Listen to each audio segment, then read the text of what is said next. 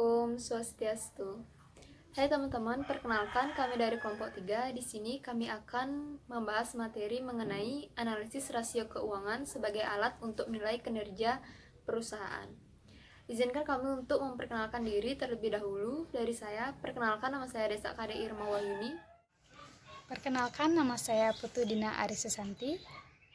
Nama saya Kade Ayu Oktavian. Baik, langsung saja ke materi. Di sini saya akan menjelaskan tentang pengertian, fungsi, dan tujuan dari analisis rasio keuangan. Yang pertama ada pengertian analisis rasio keuangan. Menurut Harvarindo, rasio adalah suatu angka yang dibandingkan dengan angka yang lainnya yang memiliki suatu hubungan.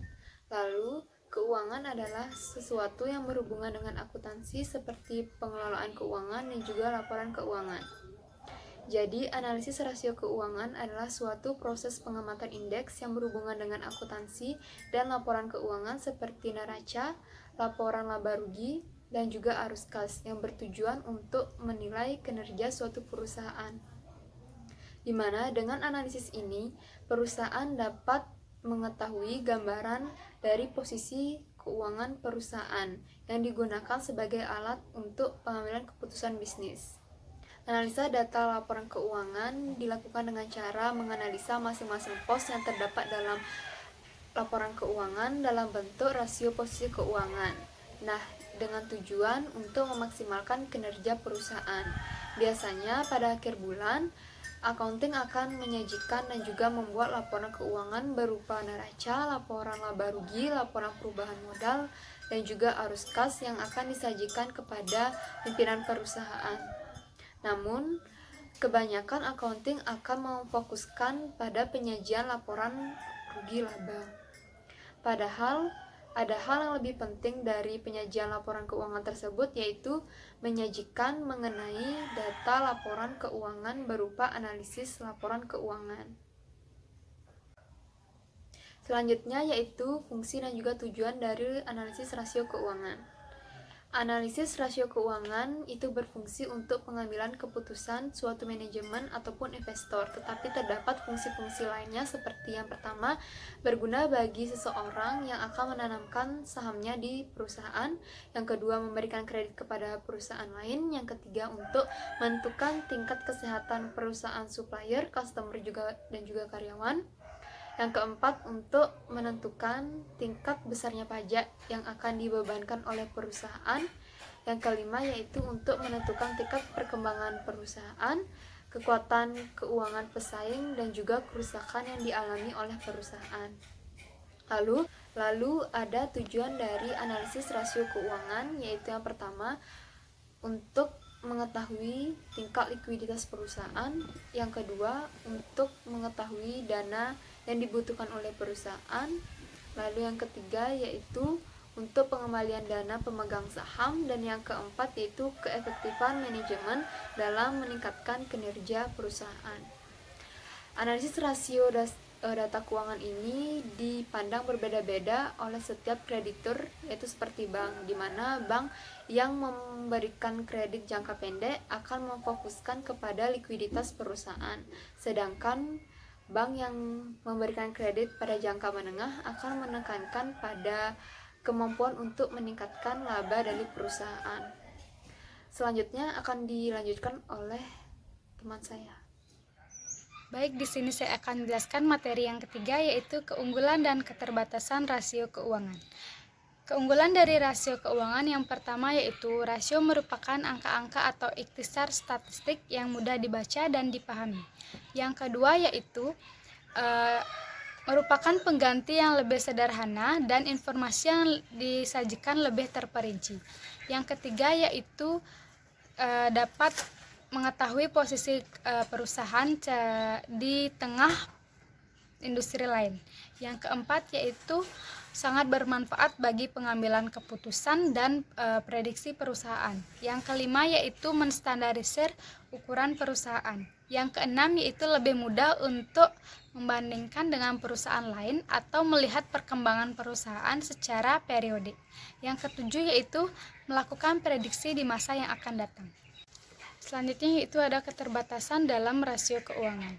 Yang pertama yaitu yaitu kesulitan dalam memilih rasio apa yang cocok digunakan untuk kepentingan pemakainya. Yang kedua yaitu ada bahan perhitungan rasio atau laporan keuangan yang banyak mengandung tafsiran yang dinilai bisa atau subjektif.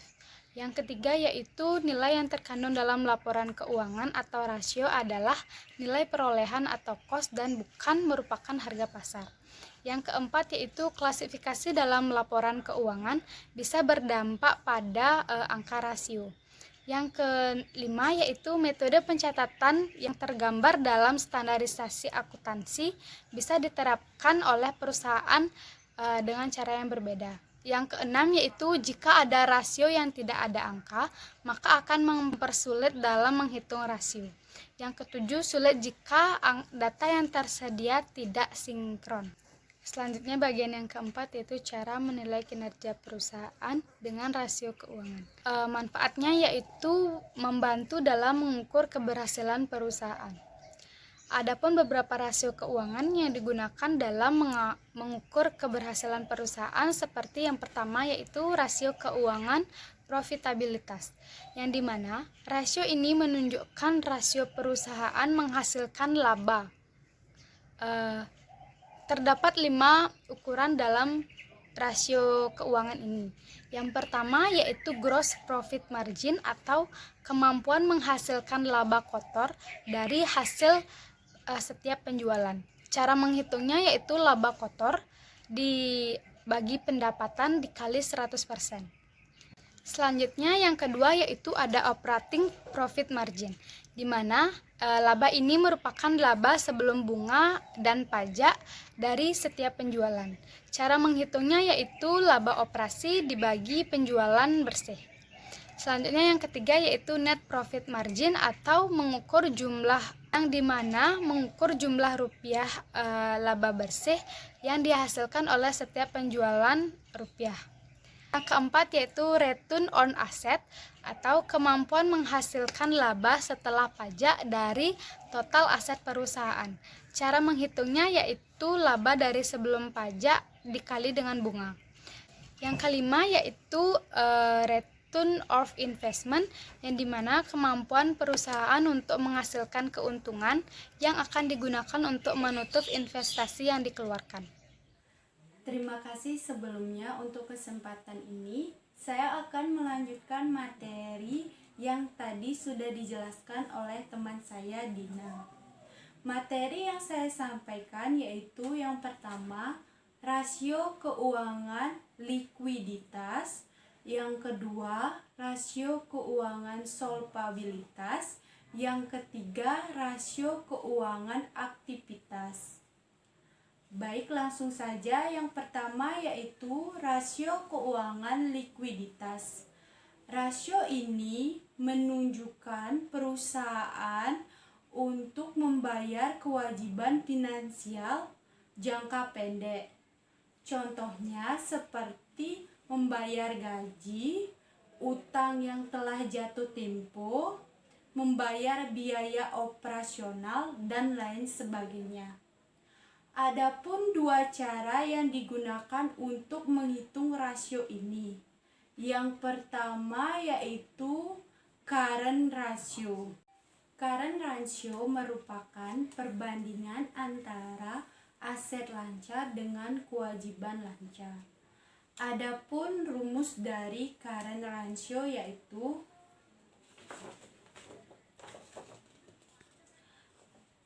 current ratio sama dengan current asset dibagi dengan current liabilities. Yang kedua yaitu quick ratio. Quick ratio menunjukkan perbandingan antara kas ditambah sekuritas jangka pendek ditambah piutang. Semakin tinggi hasilnya semakin baik. Adapun rumus dari quick ratio adalah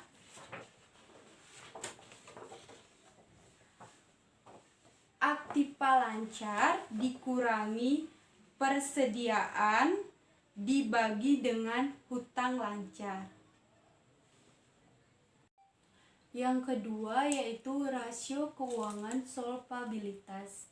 Rasio keuangan solvabilitas menunjukkan perusahaan untuk memenuhi kewajibannya baik jangka panjang maupun jangka pendek. Jika perusahaan dilikuidasi, perusahaan yang solvable belum tentu tidak liquid, sedangkan perusahaan yang tidak solvable belum tentu liquid. Perusahaan yang tidak mempunyai aktiva cukup untuk membayar utang disebut dengan perusahaan unsolvable. Ada dua cara yang digunakan untuk mengukur rasio keuangan solvabilitas, yaitu yang pertama, total debt to total current asset. Rasio ini dikenal dengan debt ratio, yaitu untuk mengukur besarnya dana yang berasal dari utang. Kreditor lebih menyukai debt ratio yang rendah. Yang kedua yaitu debt to equity ratio. Rasio ini digunakan untuk mengukur utang yang dimiliki dengan modal sendiri. Sebaiknya utang perusahaan tidak melebihi modal sendiri. Yang ketiga yaitu rasio keuangan aktivitas. Rasio keuangan aktivitas digunakan untuk melihat peningkatan pada beberapa aktiva dalam perusahaan. Aktiva-aktiva tersebut akan kita gunakan untuk melihat mana yang lebih produktif dan mana yang tidak produktif dalam perusahaan tersebut. Jadi, kita dapat mengalokasikan dana lebih besar kepada aktiva yang lebih produktif dibandingkan yang tidak produktif. Rasio keuangan perputaran persediaan. Rasio ini menunjukkan likuiditas perusahaan dalam mengelola persediaannya. Adapun rumus dari rasio perputaran persediaan. Perputaran persediaan sama dengan penjualan dibagi rata-rata persediaan. Selanjutnya yaitu rasio keuangan perputaran aktiva tetap. Rasio ini digunakan untuk mengukur sejauh mana kemampuan perusahaan menghasilkan penjualan dengan aktiva tetap yang dimilikinya. Adapun rumus yang digunakan yaitu perputaran aktiva tetap sama dengan penjualan bersih dibagi dengan aset tetap.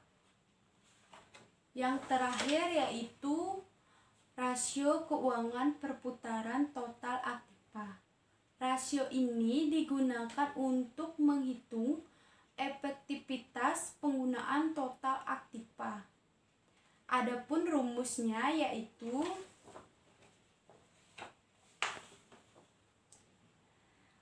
perputaran total aktiva atau aset sama dengan penjualan dibagi dengan rata-rata total aset.